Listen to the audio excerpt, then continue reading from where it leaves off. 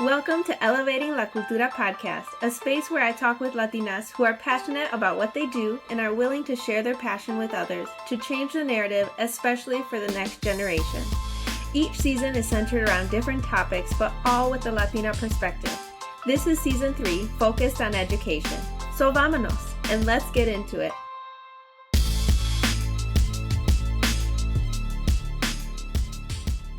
Hi, I'm Karina, host of Elevating la Cultura podcast, and I'm excited to introduce the first guest of season 3.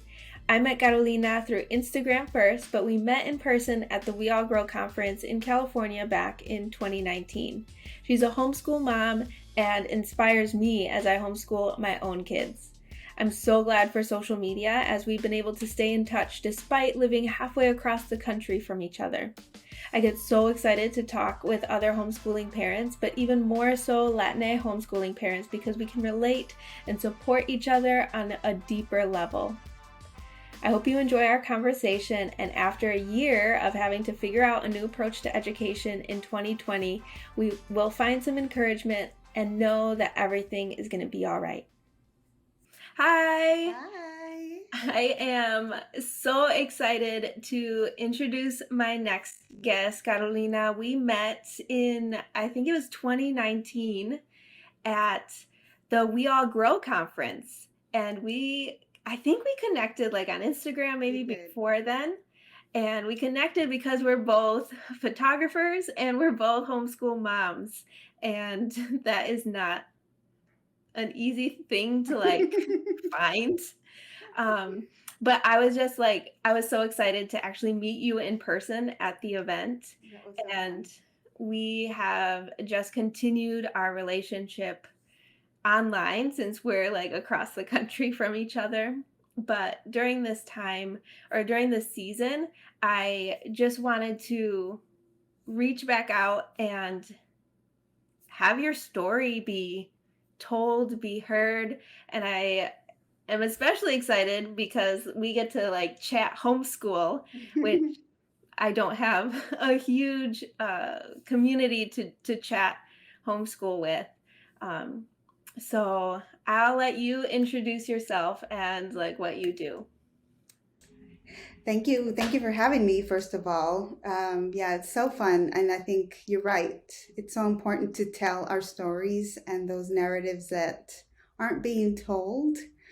So it's a real honor to be here. So my name is Carolina Adame, and I am a homeschool teacher.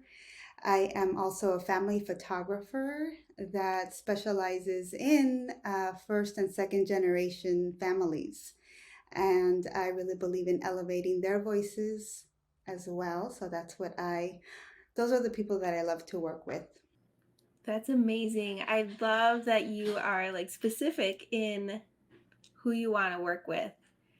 And I hope at some point I will be able to travel to California and hook up. Just put me on a plane. I'll be there. That too. Yeah. So why don't you walk us through like what has gotten you to your homeschooling decision? Well, that's a long one, but I think that homeschooling for me the seed was really planted when I was an elementary school teacher. So I taught elementary school for 17 years. I started way back when I was 21 as a bitty baby when the parents thought I was a student. I taught 4th grade. And the moms would be like, ¿Dónde está la maestra? And I was like, I'm right here. I was such a baby. And so, yeah, I taught for 17 years. And before becoming a mom, I had all the energy in the world to give teaching my all, my 100%. I was there most days until like 5 or 6 p.m., prepping and doing all the things you got to do as a teacher. And I really enjoyed it. But once I became a mom, I learned that I'm just not one of those people that can do the most for everybody. And so I really had to dig deep as to what were the things that really made me feel good about teaching. What did I want for my kids in the future? And although I loved teaching and I love teachers, I don't love the system. And so because of that, I started to get like little signs from the universe as to like, okay, think outside the box of what comes next. And at the time, my sister, she was starting her homeschool journey. And at that point, like I had no idea homeschool even existed. I was very much in like the other side, right? In the teacher world, traditional teacher world for so long that I was like, homeschooling, you're going to do what? Her daughter was 5 at the time. Now she's 14.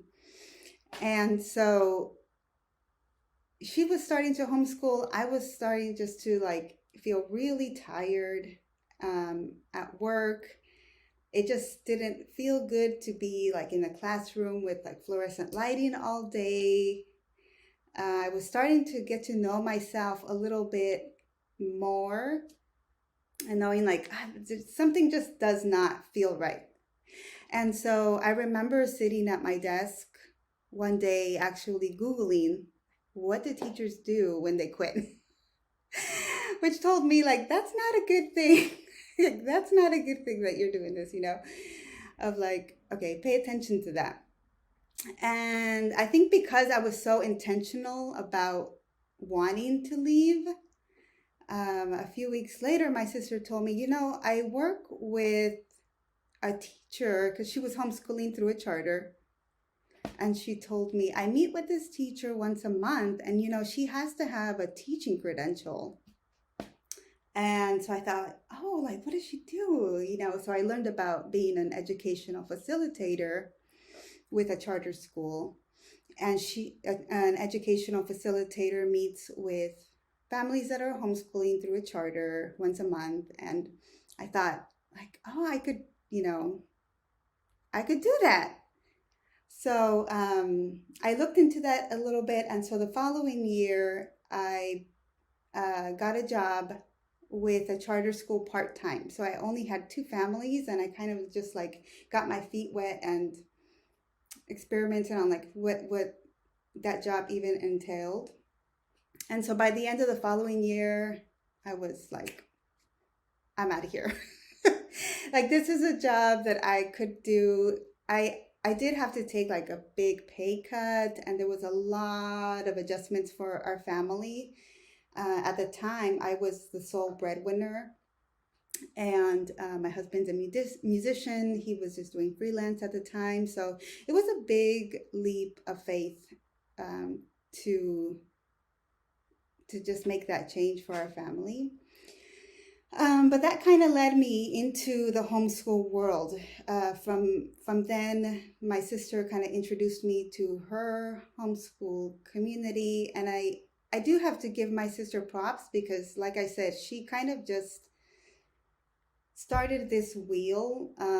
I think in most, first generation families, you always have that one person that from scratch is like, I'm gonna reinvent this whole thing, right? And so she really introduced the idea of homeschooling, the idea of conscious parenting to me, to my parents. It was just really literally like, hey, everybody, like, we're gonna kind of do things different around here. And yeah, it was little by little from there that we are in our homeschool full-blown life today. So did your sister like have a meeting with the whole family? Was this like how many years before you started thinking about homeschooling did she already like have her foot in that? She was only in it, I would say, maybe a year or two before I started homeschooling myself. When I left the classroom, my oldest daughter was 4 or had just turned 4. So I had like a year to decide, what we were going to do. And the more I learned about other families that were homeschooling, and it wasn't not only other families, but other Latino families.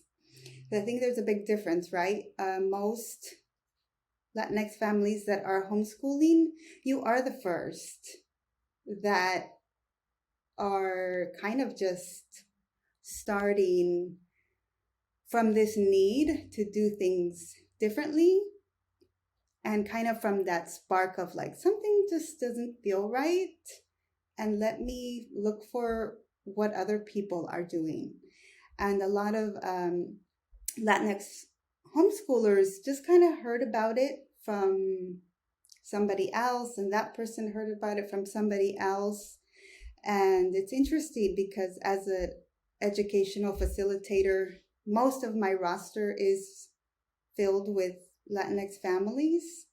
I have some immigrant families, which is amazing. They're the ones that are truly inspiring to me, because I have 2 families that are non-English speaking, and they're just kind of trying to figure it out, but they know that what they were doing at the time when they started homeschooling, like it just wasn't working, right? Something was not right. Like their kids were falling through the cracks. They didn't see their kids thriving. So I think that's one of the things that homeschool does for us. It really allows us to create an environment for our kids in which they will thrive in the way that they need to learn. Yes, exactly what you just said. I feel like I'm saying that, or like talking about that specific point with people when they ask about homeschooling. And I really have to emphasize that I am working to create an environment that is safe for my kids to learn at their own pace. I know that my daughter was struggling with math when she was like a few years ago. And so I made the decision to just kind of pause and say like, okay, we need to take a break from math for this year, and we'll revisit it when it's right. And so because I gave her that safe space to say like, it's okay, let's take it a little slower, she was able to, when we revisited a math curriculum in the next year, she was able to like really pick it up and gain her confidence in math, because at first she was like, no, I'm bad at math. And I was like, no, you're not bad at math, you just are having trouble understanding, and that's okay. And providing that safe space is a priority for me when I am trying to help educate the kids. And I think that's like one of the biggest things that I try to communicate when I'm explaining why I've chosen to homeschool.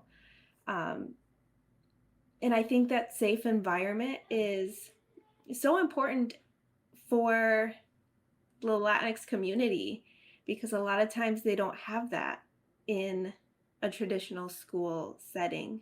Yeah, I think that, especially having the teacher background, and I do want to say automatically when I say, oh, it's, I was a teacher in the classroom, everybody's like, oh, okay, now I get it. Now I get why you're homeschooling, right?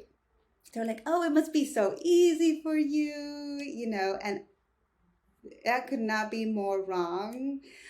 I do not use anything that that I learned in the classroom at home. It's like apples and oranges, right? In a traditional classroom, you have to pull out different tricks, right? It's a whole different flow. Your standards are completely not academic, but like, you have to worry about things that you don't have to worry about in your home, and vice versa.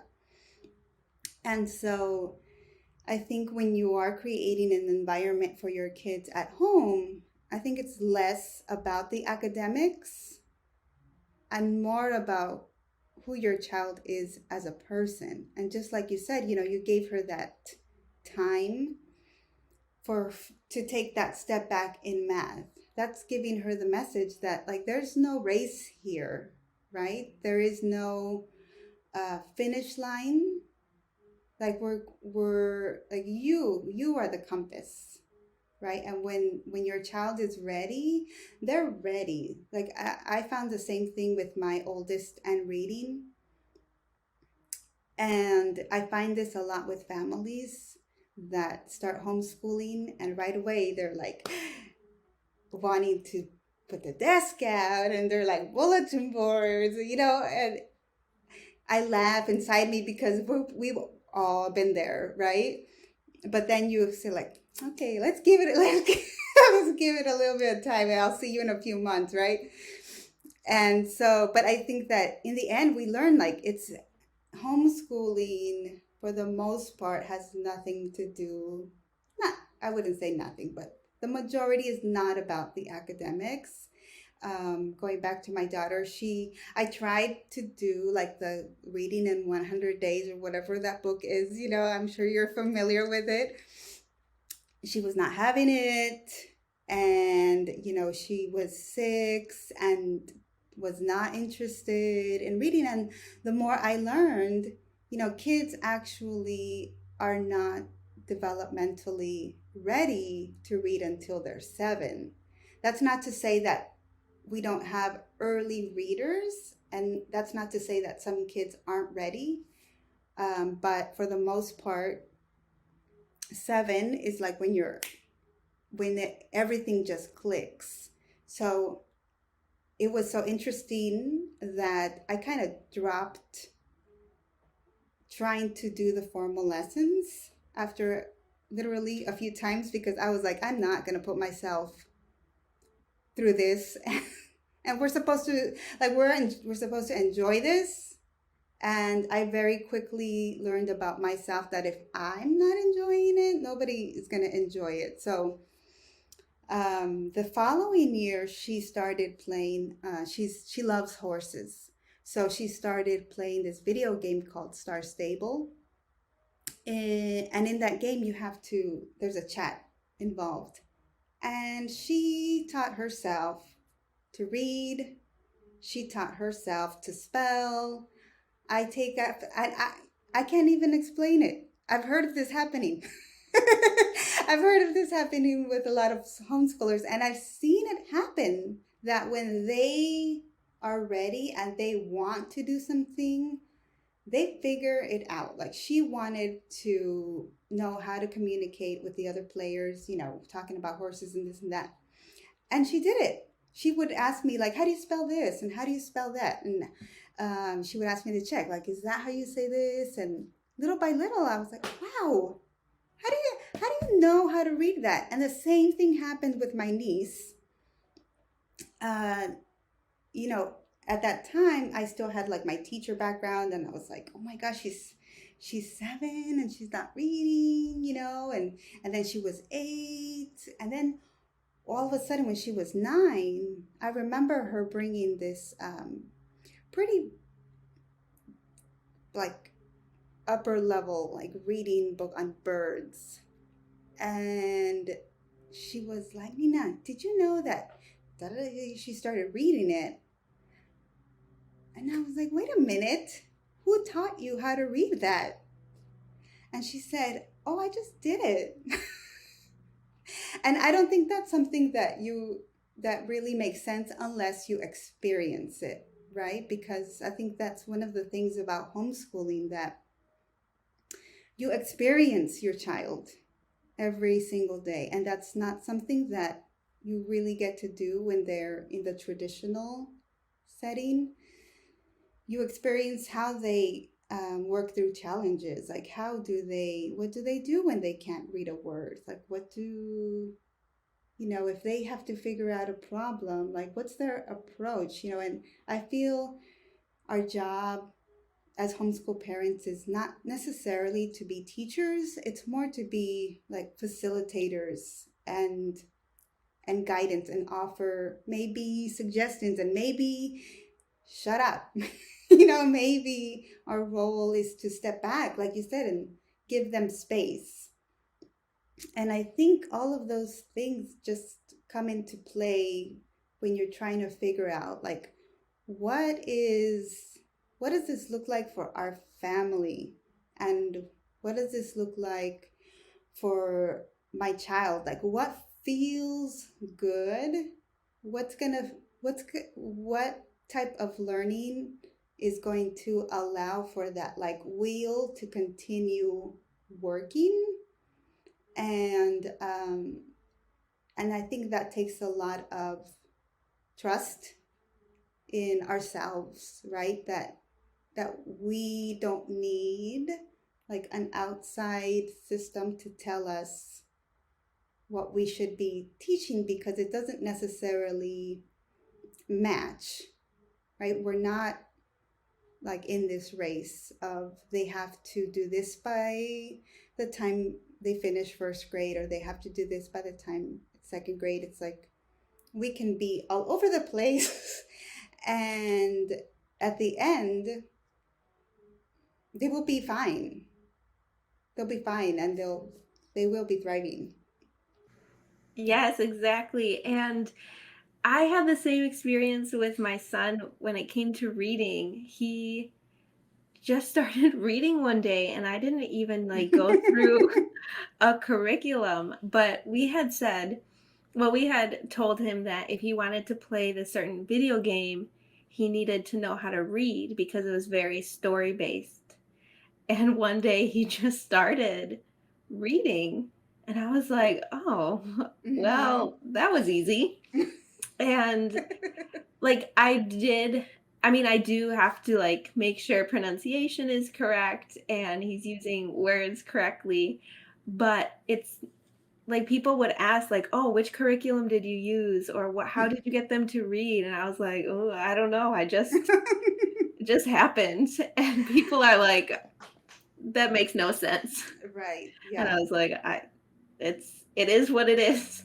I can't Mm-hmm. explain it." But I like how you mentioned that it's less about thinking ourselves as educators but more about facilitators in what they're learning at the time, because one of the questions that I always get asked is, "Oh, you must have been a teacher that you Mm-hmm. can now homeschool your kids." And I'm always like, "No, I was not a teacher. I have no education background. I just have decided that this fits with our lifestyle, this fits with our life and the way that I want to then raise my kids. Like it just made sense. And so I have just chosen this path and kind of just like choose what we learn every year." So I like the term facilitator because it makes more sense than educator, because it's not like we're sitting them down for hours at a Mm-hmm. time and standing at a chalkboard, but really just doing life together and incorporating educational aspects in that life. Absolutely. I think that a lot of people have this misconception of homeschooling, that you're like holding a teacher's edition, you know, all day, and you're like looking at a chalkboard, and it's far from it. And I did, everybody has their own styles, and obviously there are families that like to be a lot more structured, but I think that's the beauty in it, right? That you find what works for you and for your kids. Yeah. How did your parents react when your sister decided to homeschool? Was it like, were they super supportive right away, or were they kind of like, I don't know about this? The funny thing about my family is that we all live on the same block. My parents and my sister are neighbors, and we live on the same block on the other side. And so we're very close physically. So we're always very in each other's lives, right? So everybody always knows what's going on with everyone. Um, They were very curious. I think that, again, most first generation, um, especially I think in our culture, they do trust you because, it's just like, when I was in the classroom, the parent, the parents would give a lot of their trust to me. It was always like, sí, maestra, lo que usted diga, escucha. They would tell their kid, their kid, la estás escuchando. So I think our parents really have this trust in, what's best. You went to college, you like did this, so if you're doing it, then there must be something to it. But not to say that, especially because we were doing things in a more untraditional way. My dad is at work most of the time, so he doesn't really see. But my mom is home, and she'd be like, "Ay, pero ¿cuándo van a hacer el trabajo? ¿A qué horas van a aprender?" So I think that it took a lot of time for her to see that it was working. But that's not to say that it didn't have, and still doesn't have, its challenges as to, like the story in their minds that they're not probably saying. But I think in the end, they see that, especially now, since my niece and my nephew who have been homeschooling, now that they're older, and they see the kind of people they are. I'm not comparing like homeschoolers to non-homeschoolers, but I do see that one of the pros of homeschooling is that you get a lot more time to communicate with other people. And so because of that, your homeschoolers are usually, I want to say, pretty good at talking to other people. Whereas, like, sometimes as a teacher, I found that, these kids just really need time to talk to each other. When I was teaching, it was like sometimes it was hard for the kids to hold conversations with each other, and understandably so. Most of their day was used up to do work, but not necessarily socialize. And well, that's a whole nother, right? Bring up that socializing thing. And I the more I met homeschoolers that were a little older, the more I saw that, like, wow, I noticed a little something, and that's different, and that was their way of being a little more, because of the time that they've had to develop their curiosity a little bit more. So that kind of leads to maybe asking more questions. And I think my parents did see all that, and now they're on board. That's so good. I know that when I first started homeschooling, I'm the oldest, so I was the one to pioneer this in our family. That my mom trusted me. Like she was like, okay, if you're gonna do this, then it is what it is. Like I trust what you are doing. My dad would come over and start quizzing the kids. He'd be like, "What's one Yes, plus one? yes, What's two plus two?" And yeah, he's like, "Can you read yet?" And my yeah. kids would be like, "Yeah." And he's like, "Okay." And I was like, "Oh my gosh." Um, but also I can definitely understand the socializing or being able to communicate better or more freely. Like the kids are able, More my kids freely, are yes. able to communicate more freely. Because I remember being in school and I was always labeled as shy. But that's because if I spoke up, like I'd get in Hmm. trouble. Like you couldn't speak freely.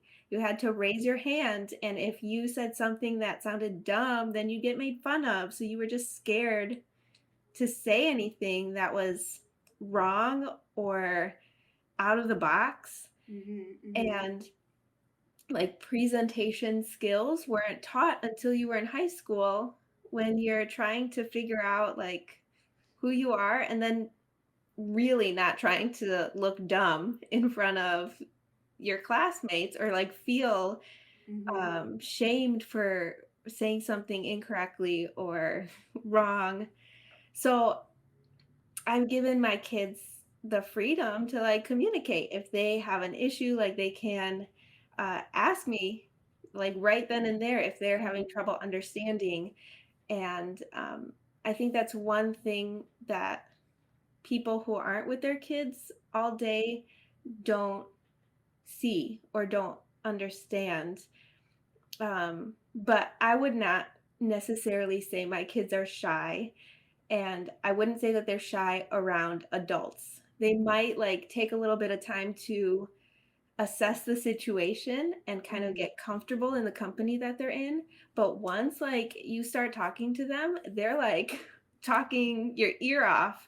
And I'm just so proud that I've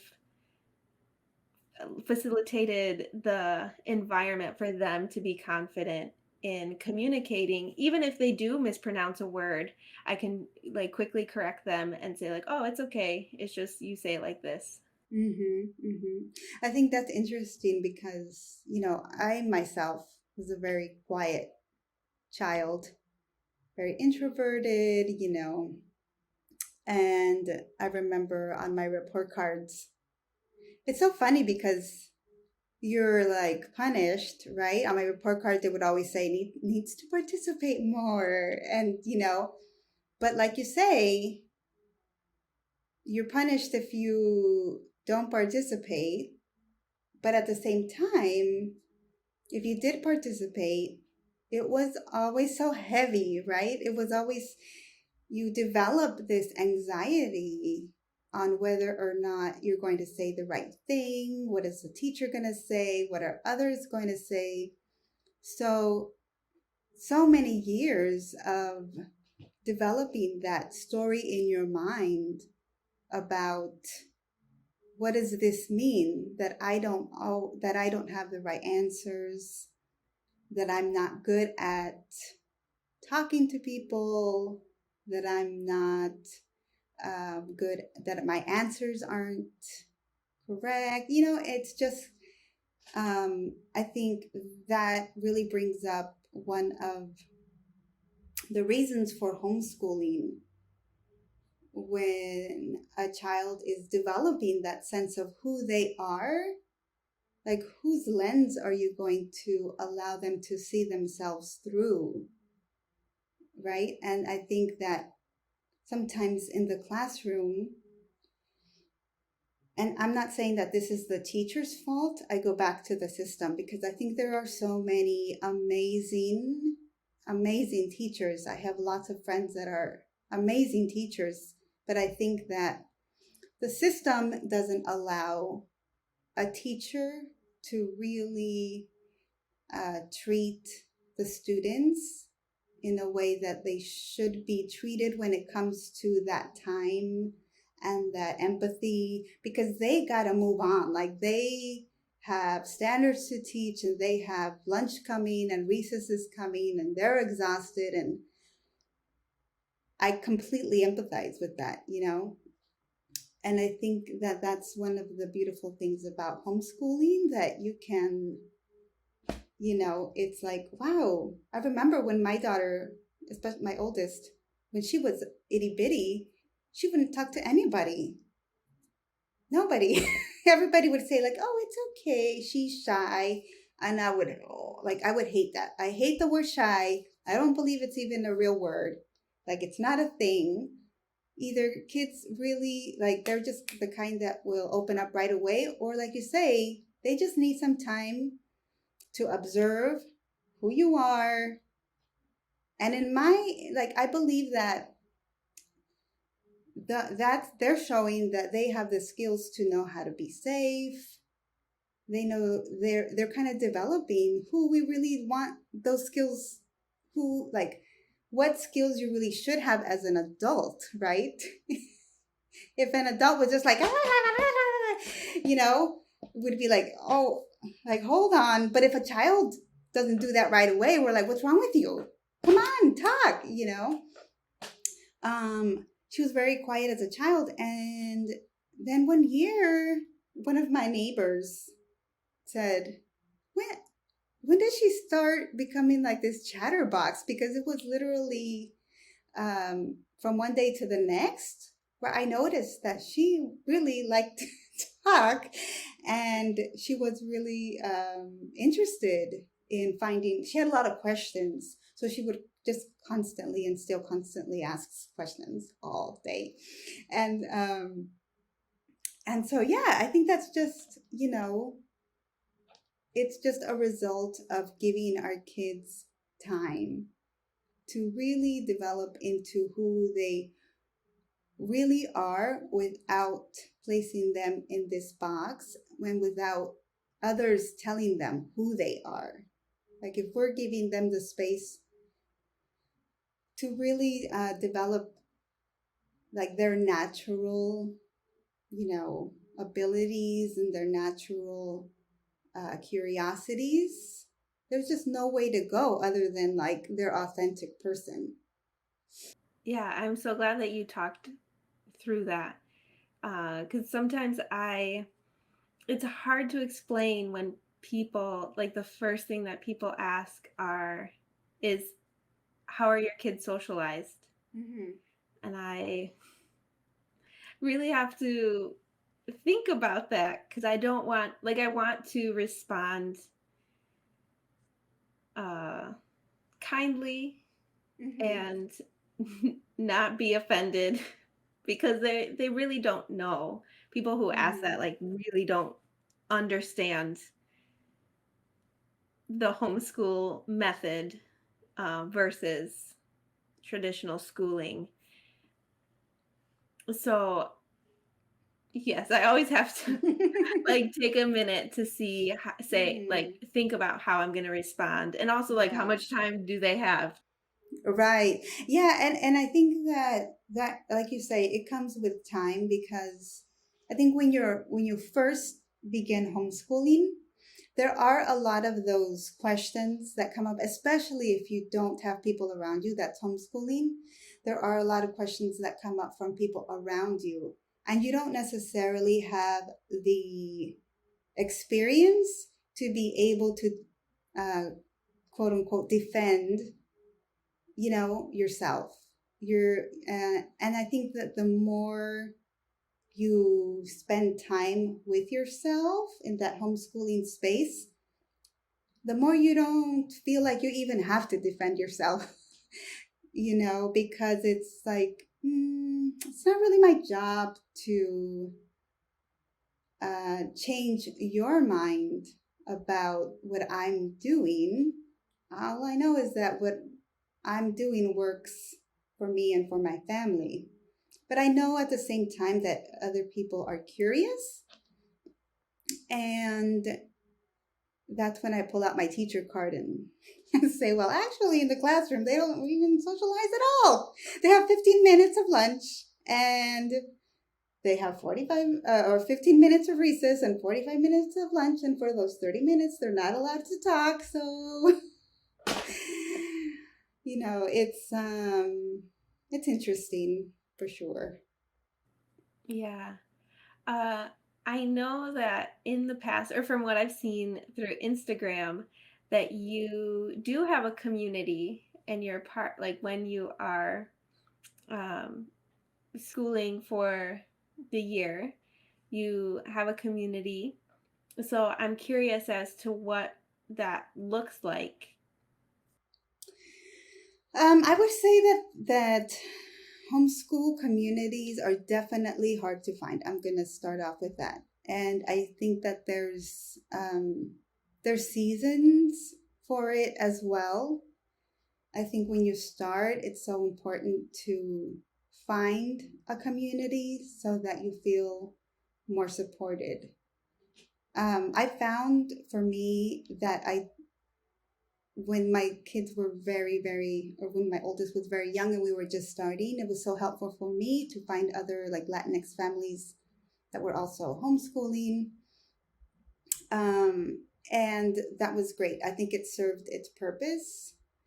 I think in the homeschool community, we're still learning how to be in community, especially when differences come up. And I'm still learning that as well. So I think also it's important to know when it's your season to be in community and when it's your season to take a step back and give yourself time to go back to the drawing board, because maybe your family needs are different. And I think that that's where we are now. I had to, take a step back, and it very interestingly came at the time of the pandemic. That we had our weekly park day, and we were doing a lot. We were going to a lot of places, and we were doing a lot of classes, and we were just constantly in and out of the house. And once the pandemic happened, it was such a nice way to have an excuse to just pause. And I was like, oh my gosh, like this feels so good not to have to go anywhere. And I saw I just saw that sometimes we just need to be with our own family. So I guess I don't know if that answered your question about community, but I think that in order to really find the community that your kids will thrive in, you need to know your family first. You can't do it backwards. But when I started homeschooling, I would put what was outside first. Like I would say, like, okay, so Mondays we're gonna do this, and Tuesdays we're gonna do this. And my oldest daughter was literally like, I don't want to go, I don't want to go, I don't want to go, I don't want to go, and I would make her go, and live and learn. But I thought that that's just what you did, because I saw that my sister was doing this and that, and her kids were fine with it, but I wasn't listening to the needs of my child. And so I just had to just say, like, okay, well, who are they and what are their needs? And even though, like, I love to be around like community and be able to sit and chat and do all that, my child at the time didn't. So I had to kind of find the balance between the two. And I think that's when I started finding more like people on Instagram and people that I found fed me in a way that I needed to be fed, and that was the answer for me at the time. And now we'll see. Now we'll see where we go from here, because it's not easy to find a Latinx homeschooling community. I think it's still kind of something that's, the wheels are turning, and yeah, we'll see where it goes in this next season. That is really encouraging for me at this time, because we have been so when I first started homeschooling, I did end up joining a community, because that first year of homeschooling, I was like, I don't know what I'm doing. I don't know if I'm doing the right thing. So I joined a community, but it was, and this isn't a bad thing, but it was predominantly white, affluent community. Mm-hmm. And I never really fit in with them because they all lived in the same area and we were driving like 30 minutes. Mm-hmm. And so it wasn't like we were just there for like a day of like hanging out and learning together. And then the rest of the week they would hang out, but we would come back to our community, our home. And a few years ago, I decided to like lead a community that was closer to our home, and it was a bit more diverse. But I realized that, and it was through the pandemic when we kind of stopped going, that my daughter had been like experiencing a really toxic relationship, like a friendship. Mm. And the pandemic really helped us take a step back and then for her to heal Mhm. in who she was and like her heart and like what Mhm. she thought about friendship in general. And I was able to advocate for her because I had stepped out of the like managing a community role. And this year, um, I just decided to, like you said, go back to the drawing board, not be part of a community, but just kind of figure out what's best for our family in the season, and then Mhm. just be intentional about hanging out with friends Mhm. when Mhm. we can. Yes. Um, so that was Yeah, encouraging for me absolutely. to I mean, hear. I think it also, you bring up a great point that, homeschooling is predominantly filled with white spaces. And I think that it's not easy. It's not easy. It can be a very cliquish environment, which is ironic, because that's what we're trying to get away from. Um, it can be very just soul.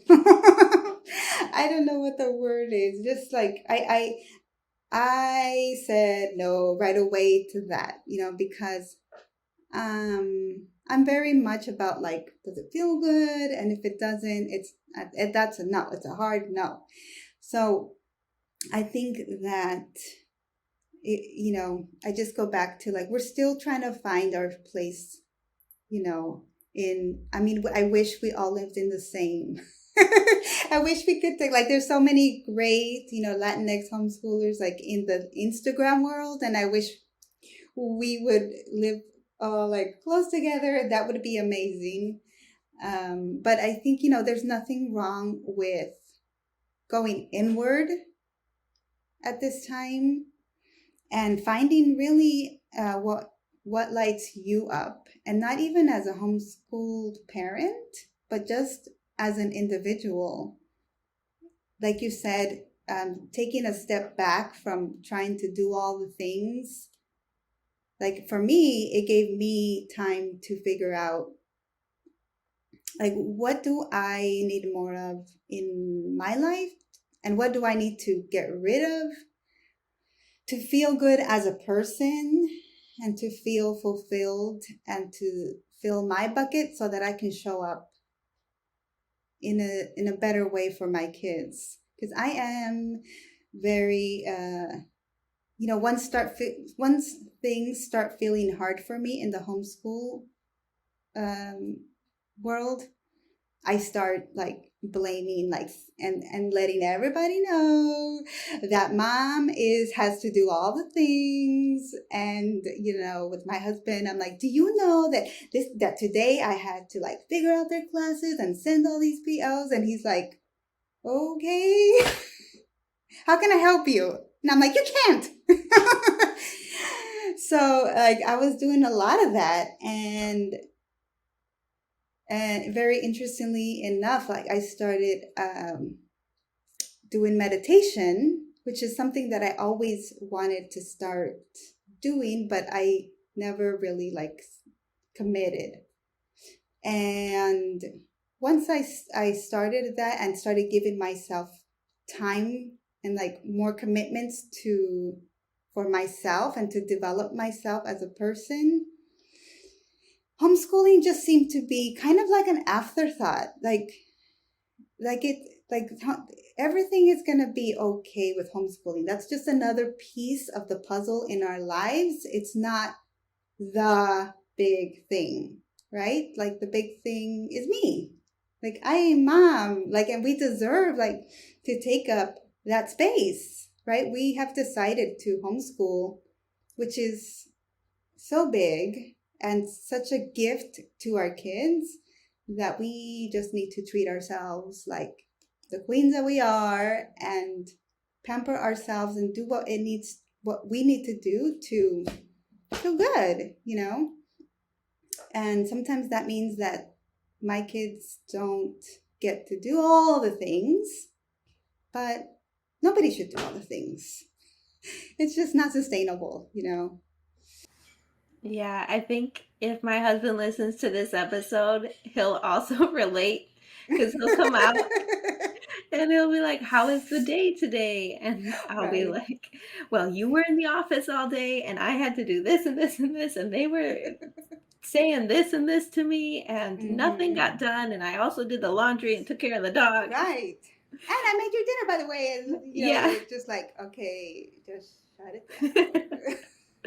Yeah, yeah, for Nobody's sure. asking us to do all the things, Right. right? Right. Exactly. We put that pressure on ourselves. Hmm. Um, but yeah, I think definitely as homeschool moms, as moms in Yeah. general, but especially as homeschool moms, like we need to make sure that we stay grounded in who we are as people, Mm-hmm. because our emotions and our feelings will affect. Yes. Yes. Isn't that unfortunate?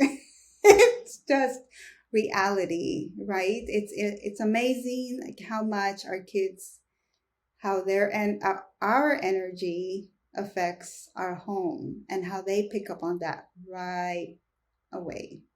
Right away. There's like there's no one else to. I'm like, it's you, it's actually me. Yeah. Um, so if there's anyone that is thinking about homeschooling or uh, like thinking about the way that their family life is in Mhm. general as it pertains to like balancing kids, work, etc. Um, what encouragement or advice would you give them? I think first of all, I would say listen to that voice. If you're feeling like you want to try homeschooling, you don't have to have all the answers. That there's nothing wrong with taking a lot of time, even that whole first year, to just really do nothing as far as, you know, I'm not sure if you're familiar with the whole like what is it? Deschooling, especially coming from a school background. Just taking the time just to get to know what it feels like to be together, um, and that there's no one right way to do it, and there's no such thing as failing in homeschool. That as long as you set the intention and have the right intention for it, it'll all work out. And I think just reach out to the people um, that feel right to you when it comes to how they show up in their homeschooling environment, right? Don't try to do all the things that looks perfect on social media because that's not even true. It's just a facade, and just find what feels right and authentic to you. Yeah, I love that. I have appreciated this conversation so much. I didn't even like we didn't even touch on the fact that you are also a photographer, and um how like I know my kids like know that I work, and like Hmm. every time I leave the house they know that I'm going to photograph a wedding, and I would like to think that they understand that I'm I am mom and like a Hmm. homeschool mom, but I'm also like someone else with dreams and a vision and goals and a business that I'm building. Um, does your work like I don't know how I want to ask the question, but how do you fit in like life and the kids and like what do they think about your work? Have they communicated that their thoughts with you? I know that sometimes my daughter will communicate some sadness when she knows that I'm going to be out of the house all day, or like sometimes like I'm not even home for the weekend. Um, so, and I just hold space for that and kind of just like Hmm. walk her through and explain why I'm doing what I'm doing with work and that I'm with them all day. Um, so I was just curious as to like what conversations have come up for you in regards to your work. My little one does, she's 6, so she does have a hard time with me leaving the house. Um, I think they get so used to being around us that it's, hard for them to detach. But as far as my work goes, they see when I edit. So they do see, they know that I'm a photographer. They know that I photograph families. I don't think they really understand yet the impact of it all. The I don't think they understand yet the the reasoning and like the why I photograph who I photograph. And I feel like I'm just planting those seeds of one day, like they'll look back and think like, oh, now I get it. Now we talk a lot about, representation and when I show them my work, I'll say like, look, do you see like this family?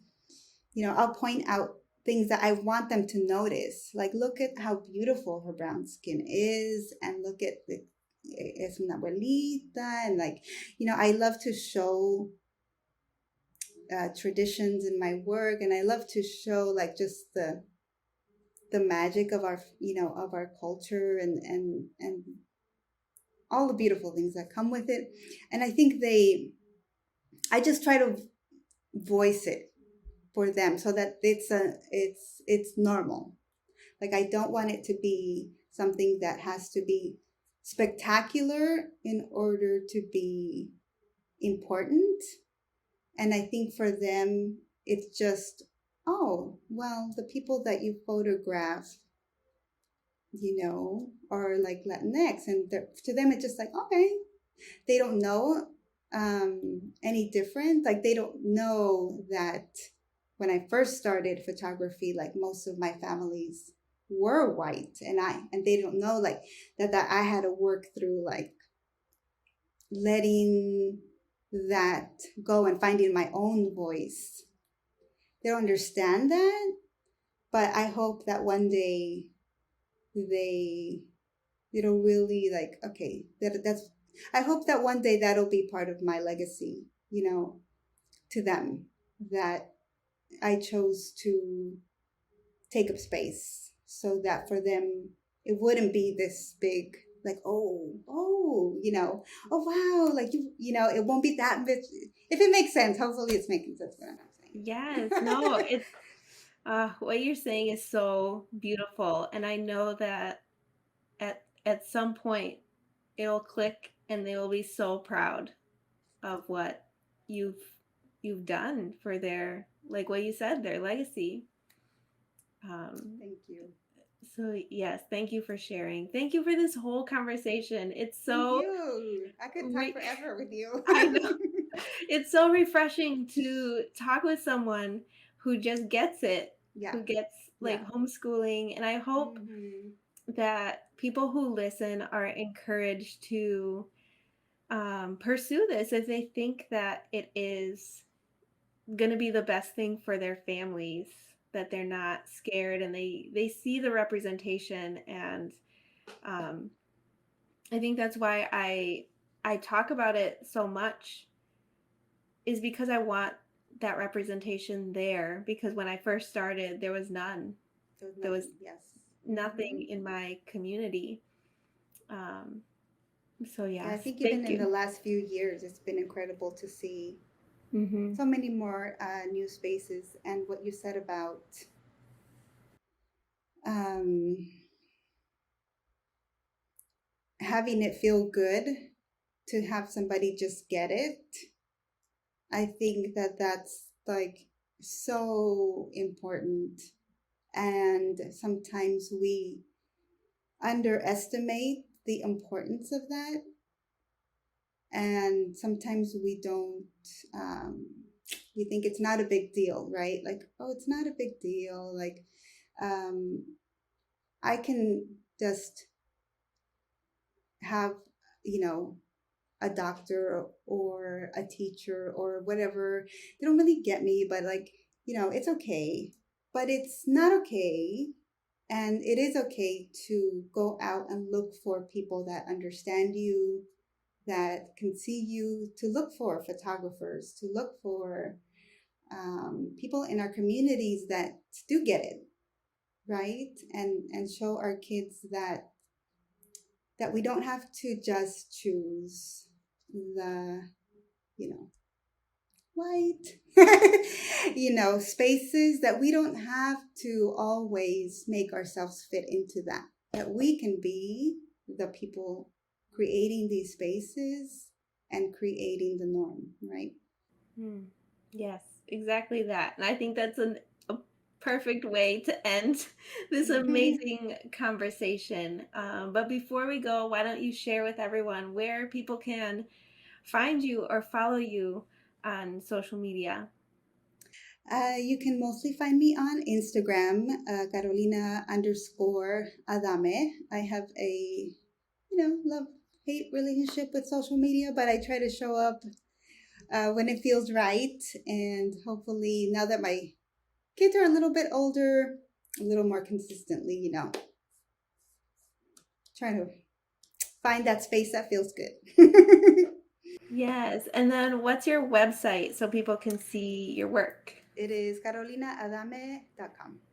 Okay, perfect. I'll include that in the notes at the end so people can click there and Thank you. see your work. Oh my goodness. I am so thankful that I got to speak with you. I know that we've like kept in touch through Instagram, but hopefully we can like do something in person again. Yes. Yes, I'm loving following your adventures in your during your trips, and I still want to do something together one day. In the future, Yes, we're gonna do it. it'll happen. Yes. All right. Well, thank you so much, and we will Thank talk. you for having me. Yeah, we'll talk later. Bye. Okay, bye. Like I said in the interview, it was so nice to talk freely about homeschooling with Carolina. Sometimes I feel alone in talking about homeschooling, so it's always encouraging to talk with someone who has similar values and can come alongside you and support you by letting you know that you're not alone and you're doing okay. This was a great interview to start the season, since homeschooling is how I've chosen to start the educational foundation for my kids.